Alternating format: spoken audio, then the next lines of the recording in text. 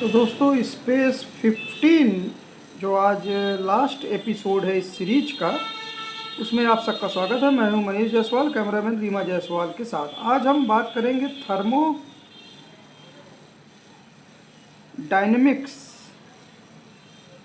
Thermodynamics Schrodinger equation and neutrino की,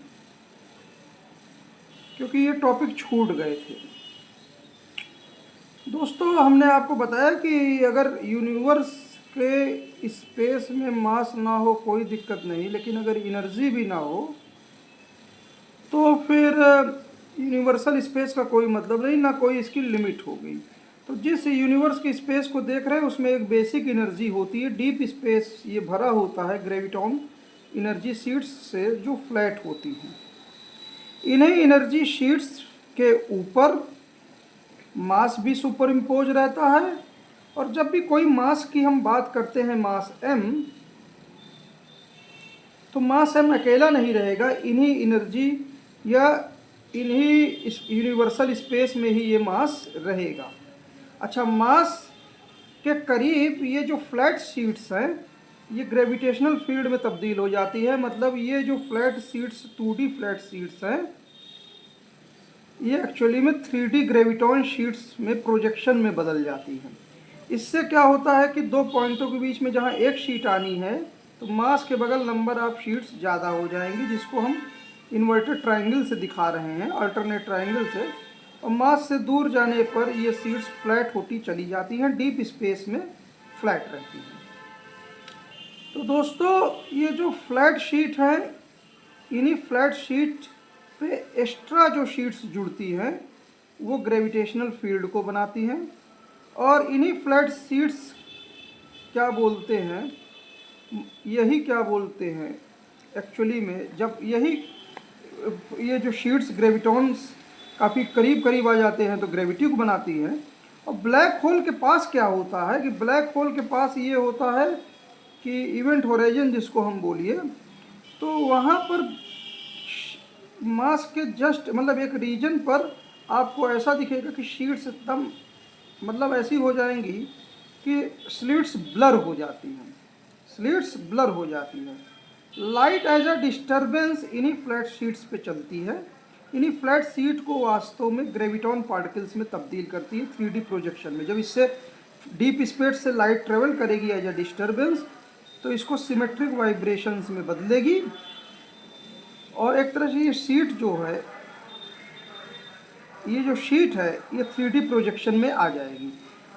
तो deep space में तो शीट फ्लैट है, तो एक शीट से गुजर रही है, लेकिन जैसे जैसे आप ग्रेविटेशनल फील्ड में लाइट गुजरेगी तो नंबर ऑफ दो पॉइंटों के बीच में, ए एंड बी के बीच में, आपको ज़्यादा नंबर ऑफ शीट्स को लाइट को एज अ डिस्टर्बेंस पास होना पड़ेगा।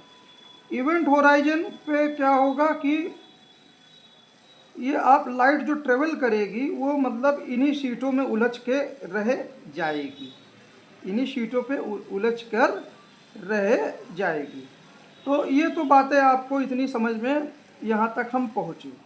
अब इस थ्योरी से स्पष्ट है कि अगर मान लीजिए इस मास एनर्जी कन्वर्जन से अगर कोई फोटोन रिलीज होता है तो वो फोटोन एक्चुअली में इन्हीं ग्रेविटेशनल शीट्स में एज अ फ्लक्चुएशन रिलीज होगा। और जब ये पूरा का पूरा मास तब्दील हो जाएगा, hν फोटोन रिलीज करते करते जब पूरा मास खाली हो जाएगा तो उस खाली स्पेस में क्या बचेगा, फ्लैट शीट्स बचेंगी।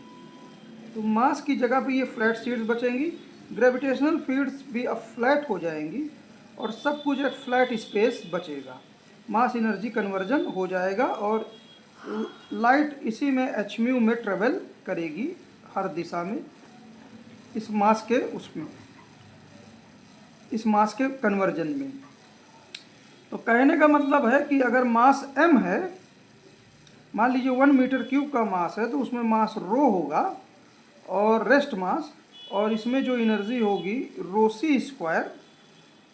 जब ये फोटोन में तब्दील हो जाएगी ये एनर्जी hν पे, तो इसमें भी इस रेस्ट मास की जगह पे भी कुछ एनर्जी बचेगी जिसको हम कहेंगे स्पेस की energy density, space energy density. तो अब इस कहानी को आगे बढ़ाते हैं कि हमने देखा कि अगर 1 मीटर क्यूब का मास है और जिसकी डेंसिटी रो है, 1 मीटर क्यूब मास हमने ले लिखा है और जिसकी डेंसिटी रो है, तो इसमें rho c square rest mass energy होगी प्लस क्या बोलते हैं, इस मास के अंदर ही वास्तव में स्पेस एनर्जी डेंसिटी भी होगी। इतनी एनर्जी आपको मिलेगी। अगर इस पूरे मास को हम वेव फंक्शन से डिफाइन करना चाहें और ये मास कहीं ना कहीं एटम से बना होगा, तो एटॉमिक स्पेस पे अगर वेव फंक्शन का हम इंटीग्रल कर दें, उस वेव फंक्शन का मॉड का, और उस पूरे एटॉमिक स्पेस में हम इंटीग्रल कर दें, तो हमने बताया कि ये एक्चुअली में नंबर ऑफ मासलेस पार्टिकल्स को देगा। हमने पिछली एपिसोड को आप कंसीडर करेंगे तो ये नंबर ऑफ मासलेस पार्टिकल्स को ये चीज़ देती है। क्या है? Massless negative particles, massless negative particles हमने पिछली एपिसोड में ही बताया था, आप रेफ़र कर सकते हैं। ठीक है, ये तो है। अब इसका चूँकि 1 मीटर क्यूब में नंबर ऑफ एटम्स आप सीधा सीधा निकाल सकते हैं कि 1 मीटर क्यूब में अगर मास रो kg है तो ये बराबर हो जाएगा रो मल्टीप्लाइड बाई 1000 ग्राम में हो जाएगा। और अगर मॉलिक्यूलर वेट से डिवाइड कर दे तो नंबर ऑफ मोल्स क्या बोलते हैं, जो भी मटेरियल का मॉलिक्यूलर वेट है जिसे हम इससे, तो नंबर ऑफ मोल्स आ जाएंगे और नंबर ऑफ मोल्स जो आ जाएंगे n, तो एक्चुअली में उस पर फिर एवोगैड्रो नंबर से अगर मल्टीप्लाई कर देंगे तो ये चीज़ आ जाएगी ना, तो इधर भी एवोगैड्रो नंबर से आप मल्टीप्लाई कर दीजिए। तो एक्चुअली में इसमें टोटल नंबर ऑफ जो नेगेटिव पार्टिकल्स होंगे, हमने बताया था कि एज अ डिस्टर्बेंस लाइट जब ट्रेवल करती है इस फ्लैट शीटों पे और जब ये दोनों फोटॉन्स कोलाइड करते हैं तो ये ग्रेविटॉन शीट्स इस रूप में दिखती हैं। तो ये ग्रेविटॉन शीट्स रीअरेंज हो जाती है पॉजिटिव फील्ड, और कैमरामैन रीमा जायसवाल सुन रहे हो ना, नेगेटिव फील्ड में। लेकिन ये जो भी स्ट्रक्चर सब कुछ बना हुआ है ग्रेविटॉन शीट्स से ही बना हुआ है, और जितना ये नेगेटिव फील्ड है इलेक्ट्रॉन की, आपको मासलेस पार्टिकल और उससे संबंधित जो बीच में शीट बच जाती है, नेचुरल डिस्टर्बेंस जो लाइट की तरह दिखती है, ये टोटल शीट और ये सिमेट्री यही कहती है कि न्यूक्लियस में जो शीट है ये दोनों बराबर होंगी। अच्छा, इसकी डेंसिटी, मासलेस पार्टिकल की जो डेंसिटी है वो कैसे आएगी, हमने पिछले एपिसोड में ही उसको बताया था। वो श्रोडिंगर वेव फंक्शन का मॉड रिप्रेजेंट करेगा और इसकी डेंसिटी पर यूनिट वॉल्यूम, और एटॉमिक वॉल्यूम में इसको इंटीग्रल कर देंगे तो एक्चुअली में एक एटम में नेगेटिव पार्टिकल्स आ जाएंगे। अच्छा, इस नेगेटिव मासलेस पार्टिकल्स के साथ शीट भी एसोसिएट है, तो इन शीट का एक्चुअली में ग्रेविटॉन शीट से ही बना हुआ है और नेगेटिव पार्टिकल्स भी ग्रेविटॉन शीट से ही बने हुए हैं। तो ऑन एन एवरेज एक नेगेटिव पार्टिकल के साथ कितनी शीट क्या बोलते हैं अरेंज है, मतलब कितना शीट एरिया है। तो सबसे पहले ग्रेविटॉन शीट एरिया की एनर्जी लिख लेते हैं। कोई जो बेसिक ग्रेविटॉन शीट है उसका मास, क्योंकि यही ग्रेविटॉन शीट के ऊपर मास भी सुपर इम्पोज कर रहा है, यही ग्रेविटॉन शीट्स के ऊपर फील्ड भी क्या बोलते हैं आ रही है इसी ग्रेविटॉन शीट के ऊपर। तो इसलिए इस ग्रेविटॉन शीट की एनर्जी जो लिख सकते हैं वो हम, इसका मास तो होगा नहीं क्योंकि इसी पे extra mass as an addition है इस ग्रेविटॉन शीट पे, तो इसलिए आप इस ग्रेविटॉन शीट की energy h cut square c square multiplied by एक फंक्शन आप ले सकते हैं, कोई भी फंक्शन, मतलब कोई भी एक कांस्टेंट ले लीजिए और उस कांस्टेंट को आप क्या बोलते हैं m1 ले लीजिए। तो एक ग्रेविटॉन शीट की ये एनर्जी है। तो एक्चुअली में ये ग्रेविटॉन, जो ये सब कुछ ग्रेविटॉन शीट से बना हुआ है, तो एक एटम में नंबर ऑफ पार्टिकल्स इस तरह से आ गए, नेगेटिव पार्टिकल्स इस तरह से आ गए। अच्छा, और इनको अगर एवरेज नंबर ऑफ शीट्स से मल्टीप्लाई कर दें तो एक एटम की एनर्जी जो हो जाएगी वो हो जाएगी m1 multiplied by h cut square multiplied by c square. तो इस तरह से आप एक एटम की एनर्जी को आप लिख सकते हैं, लेकिन ये नेगेटिव एनर्जी है, मतलब इलेक्ट्रॉन फील्ड से रिलेटेड। इतनी ही एनर्जी, सिमेट्री यही कहती है कि इतनी ही सीट न्यूक्लियस में खर्च होगी। तो इस पूरी इक्वेशन को आप 2 से मल्टीप्लाई कर दीजिए, ठीक है। अच्छा, और इस पूरी इक्वेशन को आप जितने नंबर ऑफ एटम्स आपने पाए हैं उससे भी आप क्या बोलते हैं, मल्टीप्लाई कर दीजिए। तो आपको क्या मिल जाएगा एक्चुअली में। और अच्छा, इन पूरी चीज़ों को आप क्या बोलते हैं, एक नया नाम दे दीजिए, यम कांस्टेंट, ठीक है। और 1 मीटर क्यूब में जो भी कितना भी मास है टोटल, मतलब टोटल नंबर ऑफ एटम्स, ये हमने दिखाया। कैमरामैन कायदे से दिखाना, टोटल नंबर ऑफ एटम्स क्या हो जाएगा,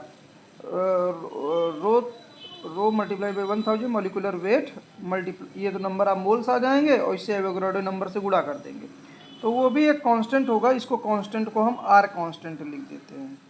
तो चूंकि कैमरामैन कह रहा है कि हमारा भी इस मॉडल में जिक्र होना चाहिए, तो इस और कांस्टेंट को हम रीमा के नाम से, और हम भी क्रेडिट ले लेते हैं, भाई हमने बहुत ट्रिब्यूट दिया है श्रोडिंगर इक्वेशन, और कल आइंस्टीन साहब का हैप्पी बर्थडे भी था और कल हॉकिंग साहब की डेथ एनिवर्सरी भी थी, और तो हम भी कुछ क्रेडिट ले लेते हैं। तो एक्चुअली में ये M R constant multiplied by mod of psi atomic volume में इंटीग्रल, एक्चुअली में ये टोटल एनर्जी सिस्टम को रिप्रेजेंट करेगी। और अगर इसमें से तो हमने देखा कि कहाँ कापी मिल जाए खाली, एक सेकेंड, हाँ, तो हमने देखा कि अगर 1 मीटर क्यूब अगर हमने मास ले लिया तो उसमें रोसी स्क्वायर एनर्जी होगी प्लस स्पेस की एनर्जी डेंसिटी होगी, ठीक। और क्वांटम मैकेनिक्स से अगर हम इसकी कैलकुलेशन करेंगे एनर्जी की, तो वो होगी m r multiplied by integral of mod of Sai dv atomic space पर, ठीक है। और अगर इन दोनों एनर्जी का डिफरेंस, अगर हम इसमें से ये वाली एनर्जी घटा दें, रोसी स्क्वायर को घटा दें, तो हमको क्या मिल जाएगा, स्पेस की एनर्जी डेंसिटी मिल जाएगी। अच्छा, ये चीज़ तो आपको समझ में आ गई, लेकिन यही मास अलग अलग टेम्परेचर पे हो सकता है। क्या हो सकता है कैमरामैन, अलग अलग टेम्परेचर पर।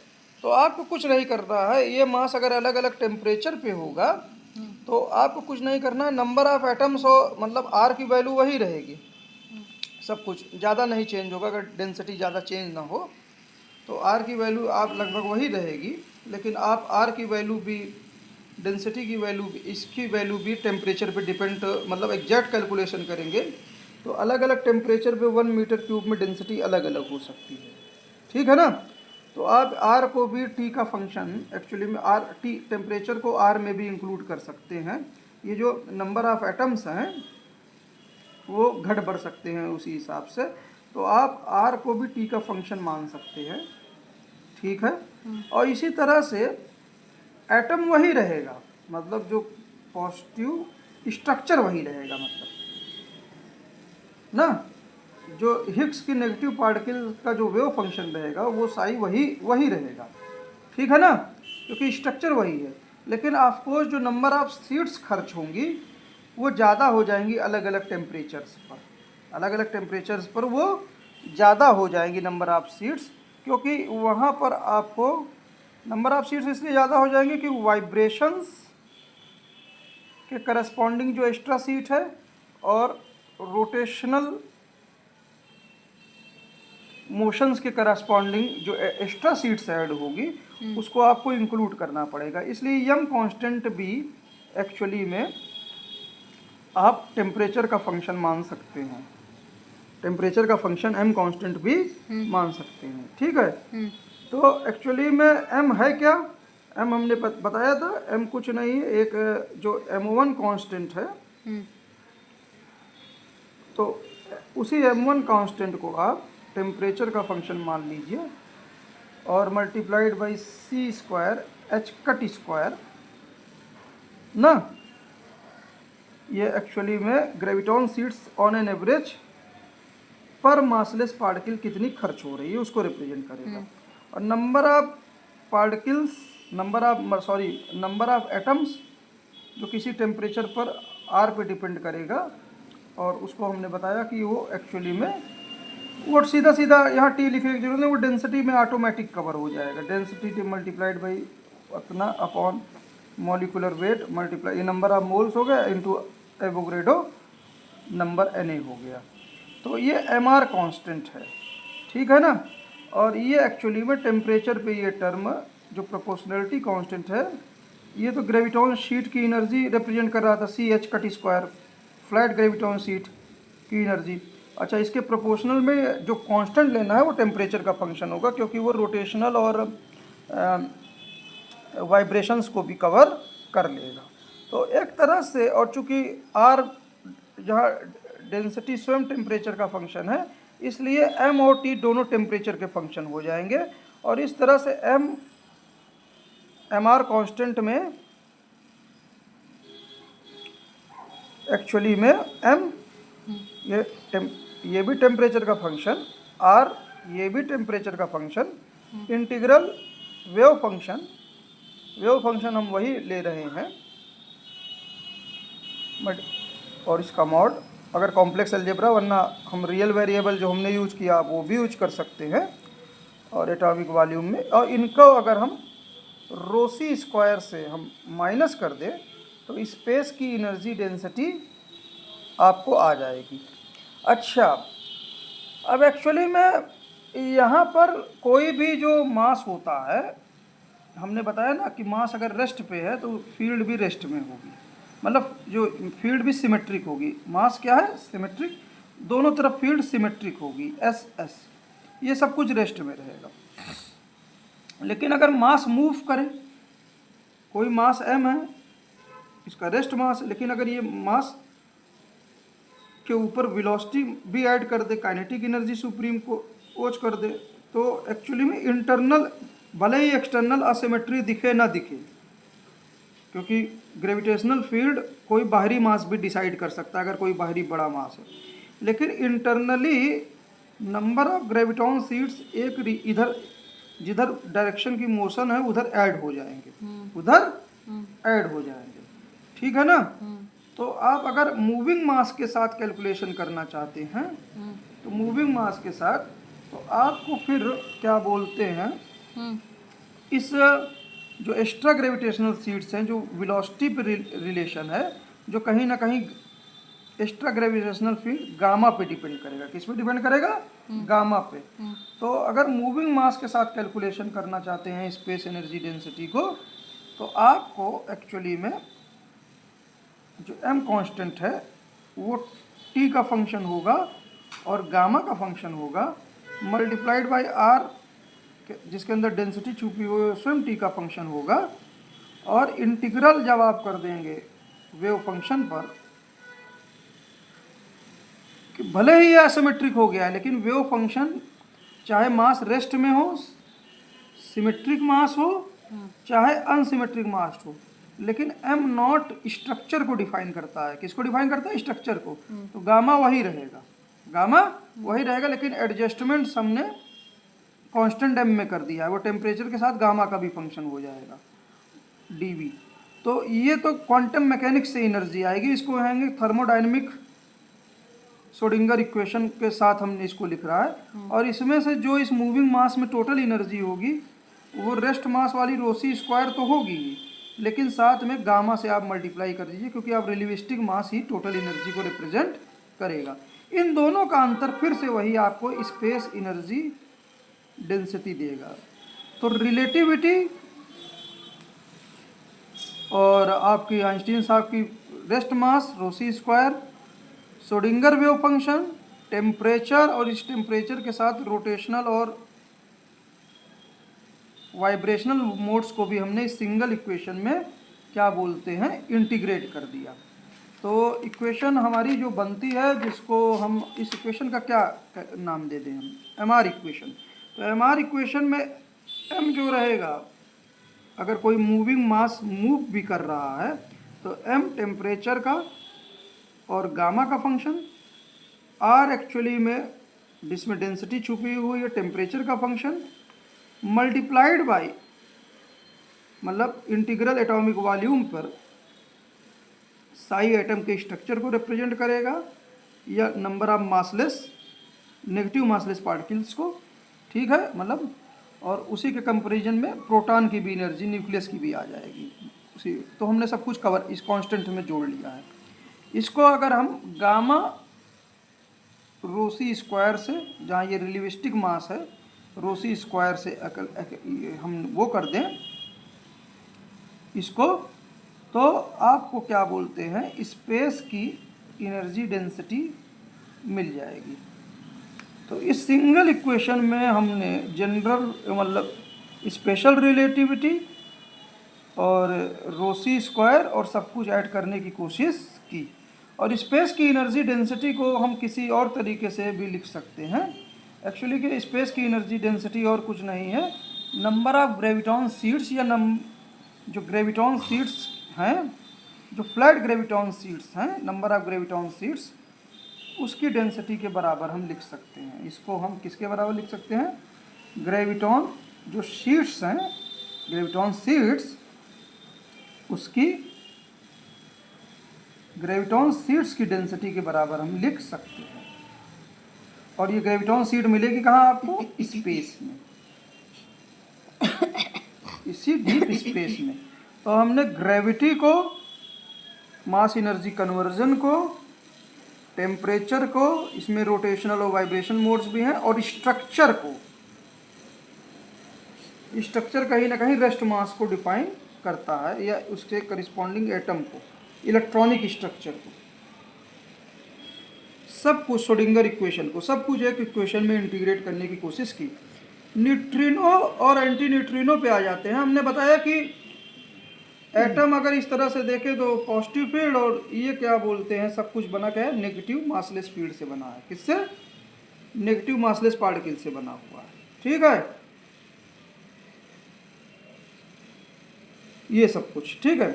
अब मास एनर्जी कन्वर्जन होगा तो कुछ पॉजिटिव मास, तो एक्चुअली में ये जो ग्रेविटॉन सीड जो देख रहे हैं, मास एनर्जी कन्वर्जन में एक्चुअली में यही नेगेटिव मासलेस पार्टिकल और जो न्यूक्लियस के अंदर पॉजिटिव मासलेस पार्टिकल है, ये फिर से क्या बोलते हैं, इसका कुछ पोर्शन फिर से फ्री वाइब्रेशंस में तब्दील हो जाएगा, मतलब फोटॉन में निकलेगा, फोटॉन में निकलेगा। लेकिन अगर क्या हो कि फोटॉन में निकलेगा, लेकिन अगर कल्पना कीजिए कि प्लस और ये नेगेटिव मासलेस पार्टिकल्स, और यहाँ पे भी एक दूसरा एटम मान लीजिए, ले लीजिए, और उसमें पॉजिटिव फील्ड और नेगेटिव मासलेस पार्टिकल्स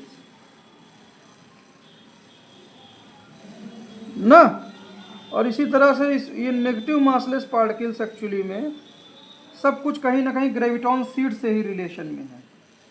तो अगर पॉजिटिव मासलेस और negative massless particle as a photon निकल सकते हैं, सिमेट्रिक वाइब्रेशन सी की स्पीड से निकल सकते हैं, तो कभी कभी ऐसा भी हो सकता है क्योंकि चूंकि ये इन्फिनाइट तक नेगेटिव मासलेस पार्टिकल भले ही डेंसिटी कम होती जाए, ग्रेविटॉन सीड से बहुत दूर तक है, लेकिन निकलते समय क्या बोलते हैं, लाइट के साथ ही क्या बोलते हैं, चूँकि सब कुछ एक फैब्रिक में चल रहा है, सब कुछ ग्रेविटॉन शीट के फैब्रिक में ही चल रहा है, तो कुछ वाइब्रेशंस पॉजिटिव और नेगेटिव के आपस में लॉग लाइट के साथ ही चल रहे हैं, कुछ वाइब्रेशन पॉजिटिव और नेगेटिव के लॉग भी हो सकते हैं। मानो कि ये न्यूक्लियस हो ही ना, न्यूक्लियस हो ही ना, ठीक है, न्यूक्लियस हो ही ना, तो और ये लाइट निकल रही है, एच म्यू से निकल रही है, और इसके साथ कुछ वाइब्रेशंस क्लोज हैं, ये एक्चुअली में न्यूट्रिनो का काम करेंगे, न्यूट्रिनो का। और इसी तरह से अगर पॉजिटिव मासलेस पार्टिकल हैं, देखिए नेगेटिव और पॉजिटिव मासलेस पार्टिकल का तभी मतलब है जब एक दूसरे के रिलेशन में हो। अगर न्यूक्लियस नहीं होगा तो ये नेगेटिव मासलेस पार्टिकल आपको न्यूट्रिनो दे देंगे या एंटी न्यूट्रिनो दे देंगे। और इसी तरह से अगर लाइट के साथ क्या बोलते हैं, कुछ वाइब्रेशंस कोर्स हो गए पॉजिटिव वाइब्रेशंस भी अगर एच म्यू के साथ ट्रेवल कर रहे हैं और सब कुछ ग्रेविटॉन सीट में ही चल रहा है एज अ डिस्टर्बेंस, तो ये न्यूट्रिनो ये न्यूट्रिनो दे देगा। तो इस तरह से सारी चीज़ें इस मॉडल में हमने कवर करने की कोशिश की है। उम्मीद है ये एपिसोड, अगर सारे एपिसोड्स इसको देखेगा। अच्छा, एंटेंगलमेंट सुपरपोजिशन में कैमरामैन इधर आए, कैमरामैन, एंटेंगलमेंट सुपरपोजिशन हम पहले ही कवर कर चुके हैं, लेकिन चूंकि आखिरी एपिसोड है तो हम क्या बोलते हैं, आप उसको पिछले एपिसोड में देख लीजिए, क्योंकि सब कुछ एक्चुअली में ग्रेविटॉन सीट से कनेक्ट है, सब कुछ ग्रेविटॉन सीट से कनेक्ट है। कैमरा में इधर दिखाना पड़ेगा 2 मिनट। तो अगर मान लीजिए कि हमको याद आ गए रिचर्ड फेमन साहब आज के रोज, वो जैसे ये न्यूक्लियस है तो इसके बाहर ये नेगेटिव मासलेस पार्टिकल जो इलेक्ट्रॉन की फील्ड बना रहे हैं और सब कुछ ग्रेविटॉन से कनेक्ट है, ग्रेविटॉन सीट से। तो अगर कहीं दूर पे कोई एटम है और उसके भी अगर क्या बोलते हैं ये नेगेटिव मासलेस पार्टिकल आपस में कनेक्ट हो जाएं, तो ये पॉजिटिव नेगेटिव ये सब कुछ इंटरकनेक्टेड हैं, ये पूरा एक ही सिस्टम है। अगर हम लियोनार्ड सक्सेन साहब की बात करें या क्या बोलते हैं पेनरोज साहब की बात करें, तो कहने का मतलब ये है कि अगर 2 वाइब्रेशन, एक्चुअली में कैमरामैन की तबीयत थोड़ा ढीली हो रही है, हम ख़त्म कर रहे हैं।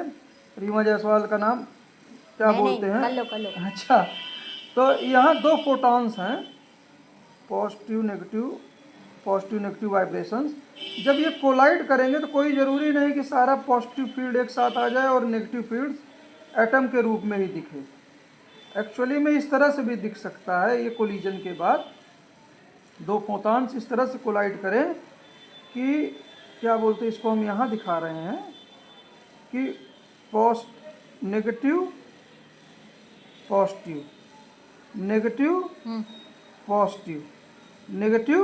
पॉजिटिव, इस तरह से भी ये सिस्टम बन सकता है, लेकिन ये कनेक्टेड है।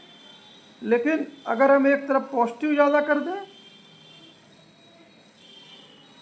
आपको कुछ नेगेटिव, और एक तरफ हम नेगेटिव ज़्यादा कर दें आपको कुछ पॉजिटिव, तो आपको ऐसा लगे, और ये सिस्टम इधर की ओर मूव कर रहा है, ये सिस्टम इधर की ओर, तो आपको 2 फोटॉन्स जब कोलाइड करेंगे तो आपको पार्टिकल एंटी पार्टिकल ये पॉजिट्रॉन की तरह दिखेगा, मतलब E+ की तरह और E- की तरह, लेकिन ये एक सिस्टम है, ये एक सिस्टम है। इधर पॉजिटिव ज़्यादा है, नेगेटिव कम है। और यही नहीं, कुछ समय बाद ये सिस्टम इवॉल्व करके एक ही सिस्टम है, तो ये वाली जो ये नेगेटिव हो जाए इधर की तरफ, नेगेटिव पार्टिकल तब्दील हो जाए, ये पॉजिटिव में बदल जाए। किसमें बदल जाए? पॉजिटिव में। तो ये डायनेमिक सिस्टम है। और ये क्या बोलते हैं, ये पॉजिटिव में बदल जाए और ये दोनों नेगेटिव में बदल जाए, समझ रहे हो?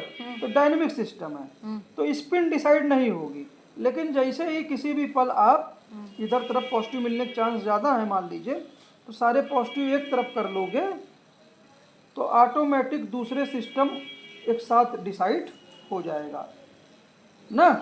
एंटेंगलमेंट भी हमने यहाँ से इसको कवर कर लिया। एक्चुअली में एंटेंगलमेंट सुपरपोजिशन बिना ग्रेविटॉन सीट से आप सबको इंटीग्रेट करना है। क्वांटम स्टैंडर्ड मॉडल में इलेक्ट्रॉन फील्ड हो या न्यूक्लियस की फील्ड हो या ग्रेविटी को अगर इंटीग्रेट करना है तो एक्चुअली में ग्रेविटेशनल सीट्स के ऊपर ही सब कुछ फ्लो कर रहा है। ग्रेविटेशनल सीट्स में डिस्टर्बेंस लाइट के रूप में दिखता है और लाइट्स के जब फोटॉन्स कोलाइड करते हैं तो वो सीट्स का स्ट्रक्चर एटम में बदल सकते हैं। यही क्या बोलते हैं, यहीं से फिर से लाइट जाए तो वहाँ से light as a symmetric vibration ग्रेविटाइन सीट में ट्रेवल कर सकती है, उनके साथ कुछ नेगेटिव पॉजिटिव और नेगेटिव मासलेस पार्टिकल्स भी ट्रेवल कर सकते हैं। लेकिन अगर पॉजिटिव और नेगेटिव मासलेस पार्टिकल साथ साथ नहीं है तो न्यूट्रिनो एंटी न्यूट्रिनो में आपको ट्रेवल करते दिखेंगे लाइट की स्पीड से, इसी मासलेस पार्टिकल के रूप में। और इसी तरह से सब कुछ चूंकि ग्रेविटॉन सीट से ही कनेक्टेड है तो दो फोटॉन्स अगर कोलाइड करें तो पॉजिट्रॉन इलेक्ट्रॉन सिस्टम भी एक सिस्टम बनाएगा। और अगर बहुत दूर दूर कनेक्ट करना है तो नंबर ऑफ ग्रेविटॉन सीट्स को आप बीच में ऐड कर दीजिए, तो बहुत ही लॉन्ग रेंज में सुपरपोजिशन हो जाएगी। लेकिन फिर भी क्या बोलते हैं, सिस्टम डायनेमिक रहेगा। पॉजिट्रॉन को कौन कौन से पॉजिटिव मासलेस पार्टिकल बना रहे हैं और उसमें से कुछ नेगेटिव भी हो जाए किसी समय, तो कोई भरोसा नहीं है। इसलिए पॉजिट्रॉन और इलेक्ट्रॉन के जो नेगेटिव मासलेस पार्टिकल्स हैं वो दोनों अवस्था में रहते हैं। लेकिन जब कहीं भी किसी एक्सपेरिमेंट से पॉजिट्रॉन के पॉजिटिव मासलेस पार्टिकल जो भी अवेलेबल हैं उसको हम एक तरफ कर लेते हैं, तो हम उसको ही पॉजिट्रॉन की स्पिन ही नहीं डिसाइड कर रहे हैं और चार्ज, बल्कि हम इलेक्ट्रॉन की स्पिन और चार्ज भी डिसाइड कर रहे हैं एग्जैक्ट वे में। तो उम्मीद है ये एपिसोड आप लोगों को पसंद आया होगा। जय हिंद, जय भारत, जय विश्व। Thank you sir. यही एक क्वांटम फिजिक्स का सेंटेनरी ईयर 2026 ये वर्ष चल रहा है। 1926 में फेमस इक्वेशन आई थी, हाइजेनबर्ग साहब की भी इक्वेशन 25 में आई थी, 26 में। तो आइंस्टीन साहब तो इंटीग्रेशन, अगर जनरल रिलेटिविटी, स्पेशल रिलेटिविटी और श्रोडिंगर इक्वेशन और ब्लैक होल्स इत्यादि सबको किया जा सकता है इस थ्योरी से। और ये थ्योरी कोई हमारे सपनों की थ्योरी नहीं है, वो नहीं है। बस रिचर्ड फेमन साहब याद आ गए कि हमारी इक्वेशन मैथमेटिकल कम है, हमारी इक्वेशंस क्या बोलते हैं रियलिटी में हम मासलेस पार्टिकल्स को मूव करता हुआ सिमेट्री ब्रेकिंग और कैसे फोटॉन्स ग्रेविटॉन सीट्स में ट्रेवल कर रहे हैं उस लैंग्वेज में है। और शायद थोड़ी बहुत आत्मा रिचर्ड फेमन साहब के हमारे अंदर एक लेमैन के अंदर आ गई, क्योंकि हम मैथमेटिक्स में इतने अच्छे नहीं हैं, तो इसको किसी तरह से हमने फिगर के माध्यम से, डायग्राम्स के माध्यम से, फेमस रिचर्ड फेमन जो डायग्राम्स है उसका छोटा सा अंश हमने चुरा लिया। इस चोरी के लिए हमें क्षमा करिएगा, लेकिन प्रेम से चुराया, इसके लिए माफ़ करिएगा। और हम उस लायक भी नहीं है, क्योंकि वो सिंपल डायग्राम फेमन डायग्राम नहीं, उसके पीछे एक गहरी इक्वेशंस हैं। और हमने श्रोडिंगर इक्वेशन को भी मीनिंग देने की कोशिश की कि श्रोडिंगर इक्वेशन का साई क्या रिप्रेजेंट करता है, ये और कुछ नहीं, हिग्स के नेगेटिव मासलेस पार्टिकल की डेंसिटी को रिप्रेजेंट करता है। जय हिंद, जय भारत, जय विश्व। Thank you sir.